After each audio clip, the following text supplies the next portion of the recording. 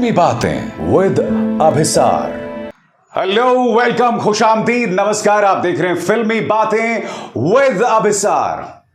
दोस्तों, 8 महीने गुजर चुके हैं इस साल को और आज मैं एक बहुत बड़ा दावा करने वाला हूं। पिछले 8 महीनों में बॉलीवुड यानी हिंदी फिल्म इंडस्ट्री ने जितनी भी फिल्में दी है ना दोस्तों, OMG 2 इस साल की सबसे बेहतरीन फिल्म है और मैं आपको बताता हूं क्यों। सबसे पहले बधाई के पात्र हैं इस फिल्म के लेखक और निर्देशक अमित राय। बधाई के पात्र हैं पंकज त्रिपाठी जो कि इस फिल्म के हीरो हैं। बधाई के पात्र हैं अक्षय कुमार दोस्तों, जो कि इस फिल्म में एक स्पेशल रोल निभा रहे हैं। मगर मुझे कहने में गुरेज नहीं है कि वो इस फिल्म में मरहम का काम करते हैं। मगर सबसे पहले दोस्तों, OMG 2। मैं आप सबसे माफी भी मांगना चाहूंगा कि कायदे से इस फिल्म का रिव्यू मुझे 11 अगस्त को ही करना चाहिए था। बहुत देर हो गई। मैंने पहले गदर 2 देखी और फिर मैं कहीं निकल गया था और उसके बाद ये फिल्म नहीं देख पाया। मगर आज जब मैं सिनेमा हॉल से निकला तब मुझे इस बात का अंदाजा हुआ कि मैंने कितनी बड़ी भूल की थी। इस देश में जहां पठान 1000 करोड़ या गदर 2 500 करोड़ कमाती है, हम उस देश में रहते हैं दोस्तों। मगर इसी देश में OMG 2 जैसी फिल्म भी आती है जो एक बहुत ही बोल्ड मुद्दा एक निहायत ही सेंसिटिव अंदाज में अपने दर्शकों के सामने पेश करती है। सबसे पहले मैं आपको बतलाना चाहता हूं दरअसल OMG 2 किस बारे में है। यह कहानी एक परिवार की है। पंकज त्रिपाठी, उनकी पत्नी, उनकी बेटी और उनका बेटा। उनके बेटे का एक वीडियो वायरल हो जाता है। यह वीडियो उन्हीं के क्लासमेट्स बनाते हैं, उन्हीं के सहपाठी बनाते हैं और इस वीडियो में उनका जो बेटा है वो हस्तमैथुन, मैस्टरबेशन कर रहा होता है। परिवार की बदनामी होती है। बेटा इस कदर डिप्रेशन में चले जाता है दोस्तों कि वो जहर पीता है पहले और उसके बाद खुद को ट्रेन के सामने भी खड़ा कर देता है। और सबसे शॉकिंग, स्कूल का मैनेजमेंट उसे स्कूल से निकाल देता है, जबकि गलती उसकी नहीं थी। मगर स्कूल का यह कहना था कि तुम एक अपवित्र काम कर रहे थे स्कूल के अंदर। वो जो भी कर रहा था बाथरूम में कर रहा था, मगर क्यों कर रहा था इसकी भी एक पृष्ठभूमि है। दरअसल उनका बेटा जो होता है ना, उसमें कई कॉम्प्लेक्सेस होते हैं। उनके क्लासमेट्स जो होते हैं उनका हर बार मजाक उड़ाते हैं, यह कहकर, ध्यान से सुनिएगा, यह कहकर कि जो आपके पेनिस का साइज है वो छोटा है, यानी लिंग का साइज छोटा है, उसको लेकर मजाक उड़ाया जाता है। और फिर वो ये सोचता है कि अगर मेरा लिंग छोटा रह जाएगा, मैं बड़ा हूंगा तो मेरी बीवी मुझे छोड़ देगी, मैं डिप्रेशन में चले जाऊंगा, हो सकता है मैं सुसाइड कर लूं। और फिर वो नीम हकीम के तरीके अपनाने लगता है। वो अनाप शनाप लोगों के पास जाने लगता है। उसका एक कॉम्प्लेक्स बढ़ता है।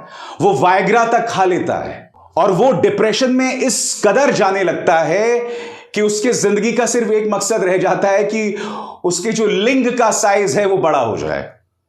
और आखिरकार उसकी इसी कमजोरी का फायदा उठा के उसके कुछ क्लासमेट्स उसका वीडियो बनाते हैं, लीक कर देते हैं और स्कूल उसे क्लास से निकाल देता है, रस्टिकेट कर देता है। फिर यहां पर एंट्री होती है महादेव की, यानी कि अक्षय कुमार। दोस्तों, जब यह फिल्म बनी थी तो अक्षय कुमार साक्षात शिव भगवान का किरदार निभा रहे थे। मगर आपको याद है बवाल हुआ था और फिर सेंसर बोर्ड ने कहा कि आप भगवान शिव का किरदार नहीं निभाएंगे, आप शिव के भक्त का किरदार निभाइए। तो फिर उनका पात्र बदल दिया गया, उनका कैरेक्टर बदल दिया गया। मगर अगर आप फिल्म देखेंगे तो आपको समझ में आएगा कि दरअसल वो शिव भगवान का ही किरदार निभा रहे हैं। और यहां पर शिव के भक्त की यानी शिव के किरदार की एंट्री क्यों होती है? क्योंकि पंकज त्रिपाठी उज्जैन नगरी में शिव का भक्त है, महादेव का भक्त है। और जब उसके बेटे पर यह विपदा आती है तो वो भगवान से प्रार्थना करता है और फिर भगवान शिव कहते हैं नंदी से कि नंदी जाओ, मेरे एक शिव भक्त को लेकर जाओ और इस परिवार को बचाओ। और उसके बाद अक्षय कुमार का जो कैरेक्टर है वो नसीहत देता है पंकज त्रिपाठी को कि जिस स्कूल ने तुम्हारे बेटे को स्कूल से बाहर निकाला, जिसमें उसकी कोई गलती नहीं थी, क्योंकि वो हालात का शिकार था, उसके लिए उसी के क्लासमेट्स ने ऐसे हालात बना दिए थे कि वो स्कूल के बाथरूम में जाकर हस्त मैथुन करने लगा, और वो भी किसी को दिखाते हुए नहीं, उसका वीडियो उसके क्लासमेट्स ने बनाया और उसे लीक कर दिया, यानी कि किसी भी सूरत में उसकी गलती नहीं थी। तो पंकज त्रिपाठी अक्षय कुमार की सिफारिश, यानी शिव के किरदार के सिफारिश पर स्कूल को, उस केमिस्ट को जिसने वायग्रा दिया था उनके बेटे को, एक नीम हकीम को, इन तमाम लोगों को अदालत लेकर जाता है। उसका अपना वकील उसका साथ छोड़ देता है, क्योंकि सामने होती है यामी गौतम, एक निहायत ही कामयाब वकील। और फिर खुद पंकज त्रिपाठी अपना केस जो है वो लड़ते हैं। और आप जानते हैं उन्होंने केस सिर्फ स्कूल पर या केमिस्ट पर या डॉक्टर पर नहीं किया होता, उन्होंने खुद पर भी केस किया होता है। क्योंकि जब ये सब विवाद चल रहा होता है तो एक बार वो अपने बेटे को थप्पड़ भी मार देते हैं। बेटा इतना मायूस हो जाता है कि वो पुलिस ऑफिसर को कहता है कि आप भी मुझे मारिए। एक दूसरा व्यक्ति बैठा होता है, कहता अंकल आप भी मुझे मारिए।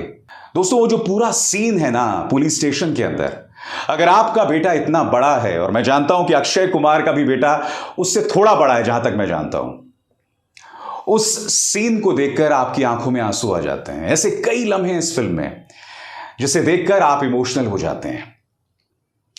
और इसीलिए पंकज त्रिपाठी खुद पर भी केस करता है। जज के सामने केस आता है तो पहले तो जज इसे डिसमिस करना चाहते हैं, मगर जैसे जैसे पंकज त्रिपाठी अपनी दलील पेश करते हैं, फिल्म की तासीर बदल जाती है। इस फिल्म में बहस शुरू होती है कि क्या इस देश के लिए सेक्स एजुकेशन जरूरी है, और स्कूलों के अंदर सेक्स एजुकेशन कैसी पढ़ाई जाए। यह वो देश है जहां कामसूत्र की उत्पत्ति हुई थी, कामसूत्र का सृजन हुआ था। हमारे वेद पुराणों में, हमारे धर्म ग्रंथों में बाकायदा यौन शिक्षा के बारे में जानकारी है। इस फिल्म में कहा गया है कि अंग्रेज आए और उन्होंने उन तमाम चीजों को तहस नहस कर दिया, क्योंकि अंग्रेजों का मकसद था एक देश के आत्मसम्मान को खत्म करना। पंकज त्रिपाठी इस पूरी फिल्म में बहुत खूबसूरत दलील देते हैं दोस्तों। वो ये कहते हैं कि जो लोग धर्म का नाम लेकर यौन शिक्षा का विरोध करते हैं या सेक्स से जुड़े मुद्दों का विरोध करते हैं, वो ये भूल जाते हैं कि इन तमाम चीजों की जानकारी हमारे हिंदू धर्म में सालों से रही है। वो जिक्र करते हैं 2200 साल पहले पंचतंत्र का, और उस पंचतंत्र में भी कामशास्त्र का जिक्र होता है। कहने का अर्थ क्या है दोस्तों? कहने का अर्थ यह है कि जो लोग मजहब के नाम पर, जो लोग हिंदू धर्म के नाम पर उदारवाद का, खुली सोच का विरोध कर रहे हैं, दरअसल वो कहीं ना कहीं अपने ही धर्म का विरोध कर रहे हैं, क्योंकि ये तमाम चीजें हमारे धर्म में कूट कूट कर भरी हुई हैं। यह खूबसूरत शिक्षा हमारे धर्म में बनी हुई है, इसीलिए तो हमारा भारत इतना महान है। इसीलिए तो हमारा भारत सर्वधर्म संभाव वसुदैव कुटुंबकम में विश्वास करता है, यानी कि सभी धर्मों के प्रति समान सोच, और पूरी दुनिया मेरा परिवार है। इन तमाम चीजों को बहुत ही खूबसूरती से बताया गया है। दोस्तों, मैं आपको एक सीन बतलाना चाहता हूं। दरअसल यामी गौतम वकील होती हैं स्कूल की तरफ से, और वो ये कहती हैं कि हमने इस लड़के को इसलिए निकाला क्योंकि वो अश्लील था। और अपनी बात को मजबूती से रखने के लिए वो ये कहती हैं कि हमारे स्कूल में एक सेक्स वर्कर का बेटा भी पढ़ता है। उस सेक्स वर्कर को भी बुलाया जाता है अदालत में। और मैं आपको बतलाना चाहता हूं, जो सवाल जवाब उनके और पंकज त्रिपाठी के बीच में होते हैं ना, उसे देखने के बाद आपकी आंखें नम हो जाती हैं। पंकज त्रिपाठी उन्हें कामसूत्रा के 2 पोजेस दिखाकर कहते हैं कि आपको यह करना आता है। तो यामी गौतम अचानक उठती हैं कि आप इस तरह से एक औरत की तौहीन कैसे कर सकते हैं, मगर वो फिर भी पूछते हैं। तो वो कहती है, हां, कामसूत्रा के ये पोज मुझे करने आते हैं। तो पंकज त्रिपाठी कहता है, क्यों? वो सेक्स वर्कर कहती है, क्योंकि मेरे कस्टमर्स इसकी मांग करते हैं। वो आगे और पूछते हैं कि आपके साथ वक्त बिताकर क्या आपके कस्टमर्स को मजा आता है? तो वो कहती, हां, आता होगा मजा। और फिर जो अगला सवाल होता है ना, वो बहुत अहम होता है। वो ये पूछते हैं कि अपने कस्टमर्स के साथ वक्त बिताकर या सेक्स करके आपको अच्छा लगता है? तब वो झुंझला कर कहती हैं कि मेरे कुछ कस्टमर्स मुझे नोचते हैं, कुछ मुझे मारते हैं, कुछ तो मेरे सामने रोने लगते हैं, तो मुझे क्या मजा आएगा? तो यहां पर पंकज त्रिपाठी कहते हैं कि अगर स्कूलों में सेक्स एजुकेशन होता, सेक्स के बारे में ढंग से पढ़ाया गया होता, तो ये तमाम लोग एक सेक्स वर्कर के पास नहीं जाते, और अगर जाते भी तो उनके साथ इस तरह की बदतमीजी नहीं करते।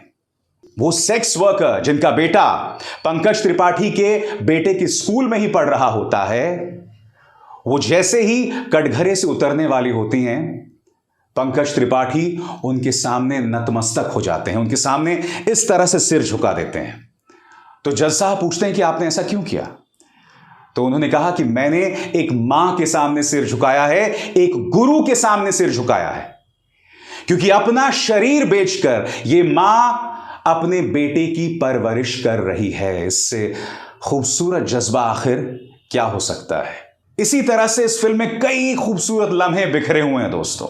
कॉमेडी भी है। इनफैक्ट सेक्स एजुकेशन पर कॉमेडी होने के बावजूद आपको यह फिल्म कहीं भी इंडिसेंट और वल्गर नहीं लगती। मसलन एक सीन है इस फिल्म में, यामी गौतम उनकी पत्नी और बेटी को कटघरे में बुलाती हैं और पत्नी को कटघरे में रखकर यह सवाल पूछती हैं कि आपकी अपने पति के साथ पहली रात कैसे गुजरी थी।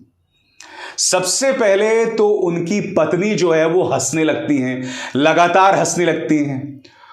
वो ये कहती हैं, कहां तो तुम अपने स्कूल की बात कर रहे थे, ये तो तुम्हारी पहली रात लेके सामने आ गए। और उसके बाद वो लगातार सवाल पूछती हैं। तो इसके जवाब में पत्नी कहती है कि क्या तुम्हारे बच्चे हैं? तो यामी गौतम कहती है नहीं। फिर जज साहब की तरफ उंगली करके कहती है, क्या आपके बच्चे हैं? तो जज साहब कहते हैं हां। फिर वो पलटकर यामी गौतम जो कि वकील होती हैं स्कूल की, उनसे कहती हैं, जब तुम्हारे बच्चे ही नहीं हैं तो तुम उस खूबसूरत लम्हे को समझ भी नहीं सकती। आगे कहती हैं, जज साहब से पूछ लो, वो तुम्हें पूरा प्रोसेस बता देंगे। तो एक तरह से कहा जा सकता है ये पूरी फिल्म जो है खूबसूरत लम्हों से बिखरी हुई है।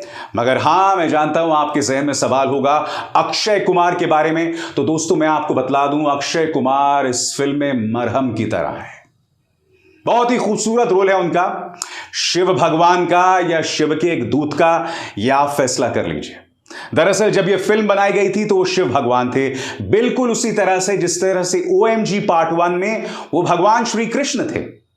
तो शिव भगवान का जो किरदार है यहां पर, यानी कि अक्षय कुमार का, वो एक मरहम के तौर पर वो बार बार पंकज त्रिपाठी को और उनके परिवार को बचाने आते हैं। मसलन उनके बेटे को ट्रेन के सामने कटने से बचाते हैं, और उसके बाद भी जब ये मुकदमा चल रहा होता है और कई ऐसे लम्हे आते हैं जब पंकज त्रिपाठी को लगता है कि वो हार जाएंगे, तब इसी तरह से अक्षय उन्हें एक दिशा दिखाते हैं। एक भी ऐसा लम्हा नहीं है दोस्तों जब आप स्क्रीन से नजर हटा सकें, या आप अपनी घड़ी की तरफ देख सकें, या आप उबासी ले सकें। निहायत ही कसी हुई फिल्म, और जैसे मैंने कहा, मैं बधाई देना चाहूंगा अमित राय को जो कि इसके डायरेक्टर हैं। बहुत ही बेहतरीन अंदाज में आपने ये फिल्म लिखी है, और मुझे ऐसा लगता है ये फिल्म बहुत जरूरी है हमारे समाज के लिए। और एक तो मैं समझ नहीं पा रहा हूं कि क्यों सेंसर बोर्ड इस फिल्म के पीछे पड़ गया था। ये भी खबरें आ रही थी कि 27 जगह से फिल्म को काटा गया है। हालांकि जब आप फिल्म देखते हैं तो आपको ऐसा लगता नहीं कि फिल्म को कहीं से काटा गया है। उसे दोबारा जिसने भी एडिट किया, बहुत खूबसूरत काम किया, बहुत ही स्मूथली पूरी फिल्म चलती है। और मुझे गर्व है दोस्तों, इस साल ऐसी 2 फिल्में आई हैं हिंदी फिल्म इंडस्ट्री से जो बहुत ही खूबसूरत संदेश देती हैं। एक तो OMG 2 और दूसरी फिल्म सत्य प्रेम की कथा। क्योंकि सत्य प्रेम की कथा जो फिल्म आई थी ना, जिसमें कार्तिक आर्यन और कियारा आडवाणी थे, ये डेट रेप पर बेस्ड थी। यानी कि किस तरह से बॉयफ्रेंड अपनी गर्लफ्रेंड को डेट पर ले जाता है और फिर उसके साथ जबरदस्ती करता है, जो इस समाज की बदनुमा हकीकत है। दोस्तों आप जानते हैं, जब मैं OMG 2 देख रहा था तो मैं ये देख रहा था कि आप में और हम में जिनके बच्चे 11th स्टैंडर्ड में हैं, 12th स्टैंडर्ड में हैं, 10th स्टैंडर्ड में हैं, जो अपने शरीर को लेकर क्यूरियस हैं, उनमें ढेरों जिज्ञासा भरी हैं, और कई बार इसी जिज्ञासा में वो लोग गलतियां भी कर देते हैं, मगर समाज उनके प्रति सहानुभूति नहीं दिखाता। इस फिल्म में भी यही दिखाया गया है। तो चलो मान लिया उस लड़के ने कुछ किया, कुछ गलत नहीं किया, मगर उसके साथ हमदर्दी जतलाने के बजाय पहले स्कूल उसे बेइज्जत करता है, फिर उसका परिवार उसे बेइज्जत करता है, उसके क्लासमेट्स उसे बेइज्जत करते हैं, और फिर जब केस चलता है तब विरोधी पक्ष की जो वकील हैं वो लगातार उसकी तौहीन करते रहते हैं। मगर इसी लम्हों से निकलकर विवेक जो है उसकी जीत होती है। इसका क्लाइमैक्स देखिएगा दोस्तों, इतना खूबसूरत है, मैं उसे आपको बतलाना नहीं चाहूंगा। मैं चाहूंगा कि आप फिल्म देखें जिन लोगों ने फिल्म नहीं देखी है। हालांकि मैं उम्मीद कर रहा हूं कि फिल्म जो है वो 150 करोड़ की कमाई की तरफ बढ़ रही है। आप में से कई लोगों ने फिल्म देख ली होगी। एक बार फिर आई एम सॉरी, इतने दिनों बाद मैं इसका रिव्यू आपके सामने पेश कर रहा हूं। कायदे से इसे 11 अगस्त को ही पेश करना था, मगर साहब क्या करें, गदर 2 की धूम थी और उसके बाद हम भी छुट्टी पे चले गए थे। अभिसार शर्मा को दीजिए इजाजत। नमस्कार।